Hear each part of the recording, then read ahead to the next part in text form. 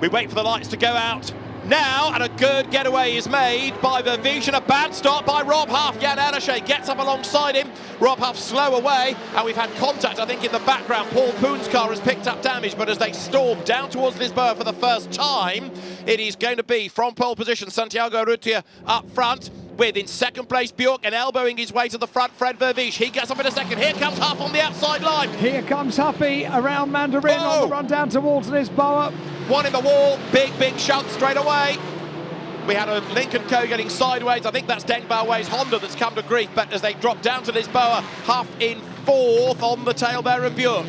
He's got to do this early on, and you're right, he was not so quick off the line, but he's made up for it, hasn't he? Goodness me. Yeah. We also had notification that there was a yellow flag at turn 23 before the race got underway. Because that was with a slow car on the grid. In fact, it's not got away. I think it's Paul Poon's car that looked like it had got damaged. So there it is. You can see he's got a broken front right corner. So somebody has glanced off him at the start of the race. So that's why there's a yellow to warn them if they can't get the car out of the way. It's still on the pit straight. There was more drama, as we saw, though, coming out of Mandarin, and it did look as though that was the car possibly of, is it Ben Barguana, in fact, that hit the wall? It is. That's the Peugeot, isn't it?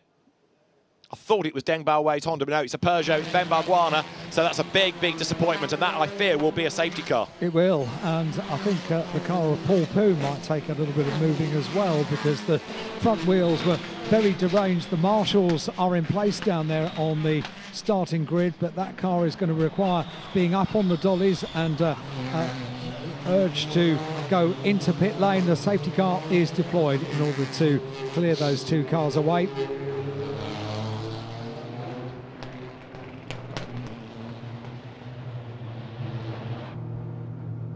So off the start, just see how Rob Huff's car is reluctant to get away. Jan Elishay gets alongside. Good start in turn from the front row. And it was Lo Se-ho who stalled, and as Paul Poon accelerated around him, misjudged it, hit the back, broke his own suspension. So he wasn't hit, he did the hitting. And look, Huff here on the outside, got a toe off everybody, then they moved out of his way, and job done. Round the outside into fourth place, and then bang, one of the Lincoln Co's hit the wall, and Ben Barguana behind did the same thing. Was that Elishay that smoked the wall, or Ma Xinhua? Now, was it Elishay that hit the wall at Mandarin? We're about to find out. He was on the outside line. He goes ahead of Ma Xinhua, and yes, it was Elishay that bounced off the barrier. And the race is about to get back underway. Green flag. Over the line comes the race leader, Santiago Urrutia. Vervish is there in second place behind him. Third is Björk, fourth is Huff. Small gap back. John Filippi doing what he's meant to do. Delay the opposition, let Huff go, and see whether he can get himself up from fourth place. And he's about to make a move, isn't he, down to Lisboa? Because look, Huff now in the wheel tracks of Ted Björk. He's in the tow as Nestor Girolami has a look to get past Ma Xinhua. Down to Lisboa, there are the leaders, third and fourth. Actually, Huff's just dropped off the back ever so slightly. Not close enough, is he? Not close enough. He takes the line on the middle of the road, heading down towards Lisboa, but not close enough. There's a battle for the lead as well as they head in, and they slot in single file through Lisboa. So it's not going to happen this time down at Lisboa. What happened to Rob? He did just drop back, didn't he?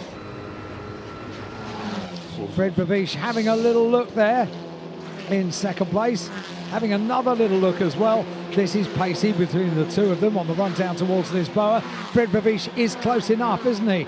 Needs DRS. He's close enough, but not on the way in. He's got to try and pounce on the way out of the corner, but the Lincoln Co just seems to have better drive off that right-hander. They bunched up behind, though. Björk and Huff are a little bit closer, and John Filippi in fifth has done the fastest lap of the race, but he is still doing what he's meant to do, and that's keeping Elishay and the rest behind.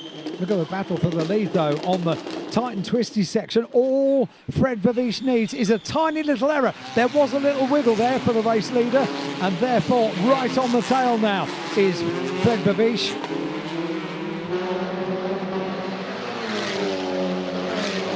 Now, Fred Vervish is out. It looks like it's back at the races, doesn't it? Across the line, it was 0.378 of a second, and it's game on for the race lead now. Vervish goes to the outside line, and he's done it! Fantastic move round the outside into Mandarin. The testicularly enhanced Fred Verviche takes the lead on the outside line, and Huff is going to try and do the same for third, except he's under attack. John Filippi is right there as well. Don't overtake your teammate. Huff goes third. So, brilliant stuff for the Audis. All of a sudden, they've woken up those cars. Hear the roar from the grandstand as Huffy went through and took third place. Absolutely superb stuff. Look, Huff is almost with them here. Fred Verviche in the third sector of the lap, 4/10 slower than Huffy. So he's clearly allowing Rob to join the gang. He's doing exactly what he needs to do. And how close can Rob Huff get to the back of the Lincoln Co? This is fascinating. What's happened? The bonnet's come up on Rob Huff's car. He can't see a thing. The bonnet has come up on Rob Huff's car. You couldn't write the script for this. He can barely get around the Macau hairpin. I don't know how he has. He's going to have to pit, of course, but that's the dream over. Rob Huff's bonnet suddenly has come up. Did he tag the back of the Lincoln Co and that did some damage? He was close. But either way, Rob Huff now peering through a tiny gap. He's heading for the pit lane, and Norbert Mikelic is going to be the World Tour champion come what may, because Rob Huff is going to have to pit. And after all of that, what it now does give us is a fight between Verviche and Urrutia for the win.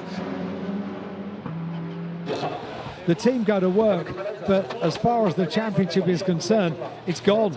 It's all over. And a replay of what happened to Rob Huff. A little tap. It was a little tap. And a little tap that did so much damage, because then the bonnet flies up, the windscreen is broken. We are about to go on to the final lap. Fred Verviche crosses the line, goes on to the final lap of the race, on board with Norby, and a race winner yesterday, 8th place today.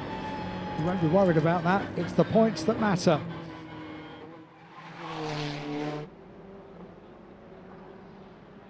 Fred Verviche, who heads up towards the final turns on the Guia circuit here at Macau, and the checkered flag is ready. It waves for Fred Verviche. He takes the win for the Macau Guia race here on Grand Prix Day for the 70th Macau Grand Prix.